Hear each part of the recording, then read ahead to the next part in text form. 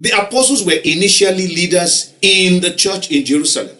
We know what happened in Acts chapter 6 when the issue of distribution of food came up. They said, you are asking us to give up our primary function and start serving tables.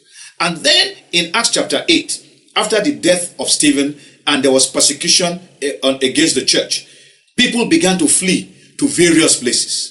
And so churches were being established. Remember what we said about the establishment of a church. Where two or more Christians exist, a church exists. These things were happening, and the apostles needed to go and begin to see what was going on around so that the body can remain harmonious, can remain intact wherever it is established. On one of such occasions, they went to Samaria when they heard that Samaria had received the gospel.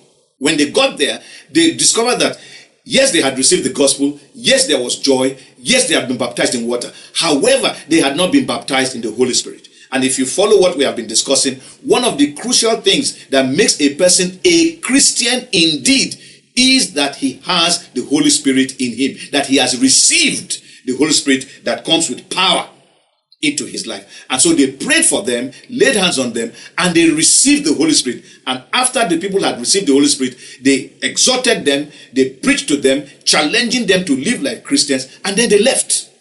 The apostle is a nomadic person. Apostles went from place to place, establishing churches. What do I mean by establishing churches? Were they putting up buildings? No.